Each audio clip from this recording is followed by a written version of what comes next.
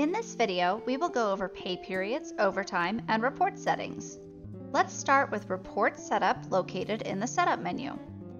This is where you set up pay periods, start of the workweek, and overtime settings. Our pay periods have been established from when we first set up the account.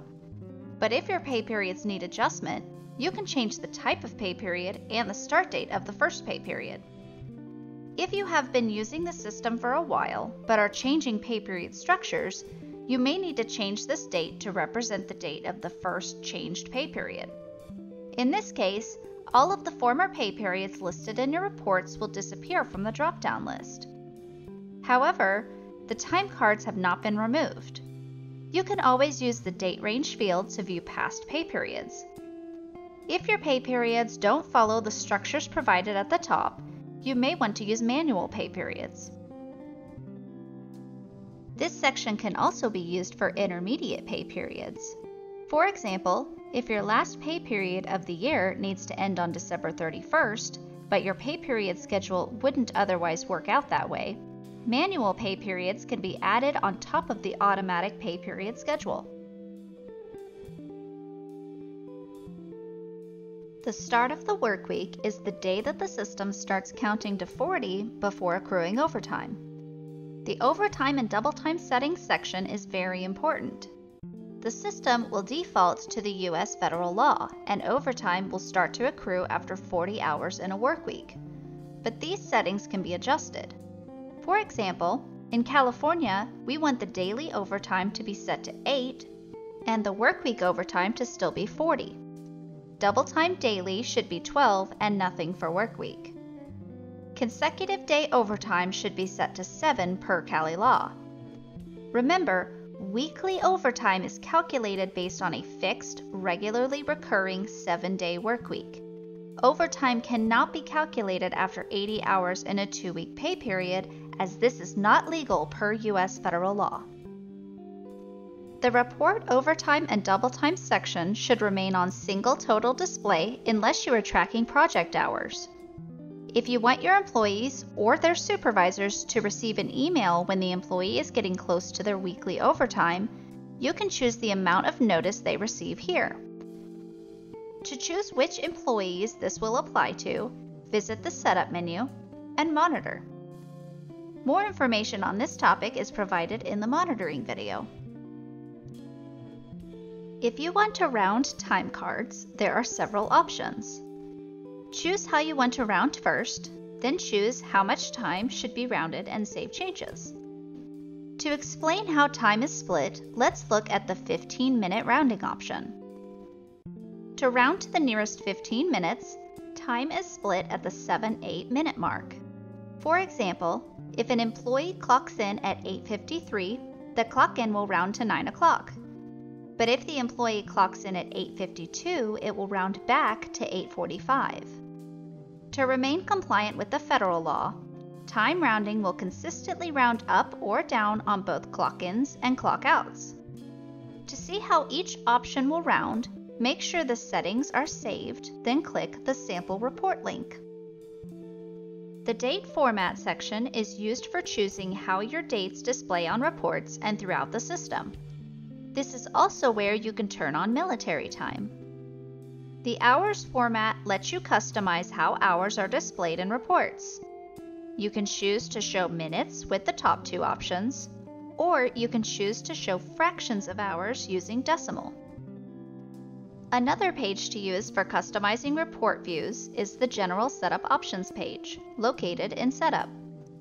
The top section allows you to choose what kind of information you want displayed on reports. When using rounding, you can opt to display the true clock-in and out times next to their rounded equivalents. The pay period, payroll, and project columns all break down total times and overtime in different ways. If using projects, the pay period column will break hours down by project, and overtime will be assigned to whichever project the employee was clocked into at the time. Whereas the payroll column will only break totals down by regular rate and overtime. The project column only breaks hours down by project and does not designate overtime at all. Of these 3 columns, the The most commonly used is pay period, as it tends to be the more comprehensive of the three. ATC can display pay rates and gross pay totals if needed. Pay rates can be entered in the Employee HR Setup page located in the Setup menu.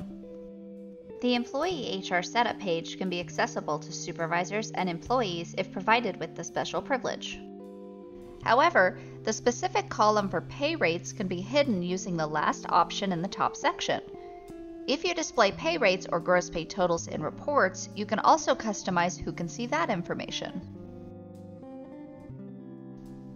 Displaying the workweek data from the previous pay period can be useful when using monthly or semi-monthly pay periods.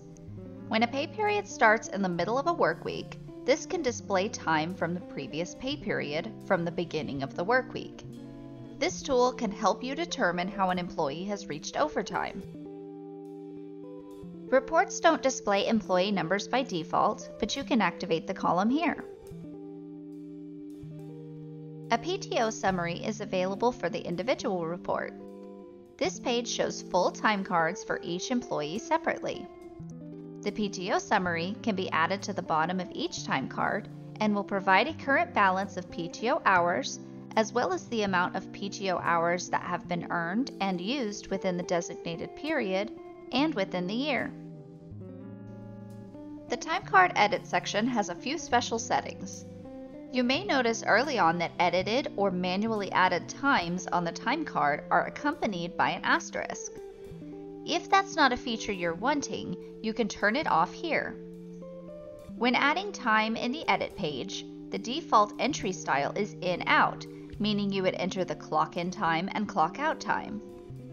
But if on a regular basis you are more likely to add bulk hours, like 8 hours in a day, you may want to change the default to hours. Like you were able to on reports, you can choose whether to view the pay period or payroll column or both. Again, the pay period column is the more popular option. If you are wanting a notification anytime there is a change to a time card or a request to change a time card, you can activate that option here. Entry Style Lunch is another option for entry style in the edit page that will provide the ability to deduct the designated amount of time from the employee's hours in the day. Checking these boxes designates what options will be available in the edit page. This feature is discussed further in the breaks and lunch video. Entry Note is a text field employees can use to make notes on their time card. It can also be utilized when using the time card edit page. If you activate Entry Note, you will have two options. The first option displays all entry notes on the detailed report and allows employees to enter their own notes. The second option won't display any entry notes on reports and can only be used in the time card edit page, add entry page, or change request page. So unless employees have access to any of those pages, the admin and any supervisors will be the only ones that can enter and view entry notes. The next section contains settings available for the Who's In report. The Who's In report designates who is clocked in and who is clocked out. You can choose who is allowed to see this report with the drop-down. You can also leave specific people off of the report using the monitor page located in Setup. The Who's In note is a note entered by the employee within the time card that will display on the Who's In report in its own column. The status column can either always show whether an employee is clocked in or out, or it can display out anytime a Who's In note is entered. This can be helpful if the employee is still clocked in but in a meeting and can't be disturbed. You can also set the Who's In report to limit view based on department assignment or to display the project employees are currently clocked into. Finally, the Employee Time Card section determines what your employees' time cards will look like. The Display Clock In buttons with Clock Out buttons is helpful if employees will be clocking into multiple projects throughout the day. That way, they don't have to clock out every time they need to clock into a new project. Automatic logout will allow the employee to navigate around pages, but once they've submitted a punch, it will log them out immediately or after the designated time frame. If you are wanting to activate digital time card approvals, you can choose whether you want employees and supervisors to approve or only supervisors.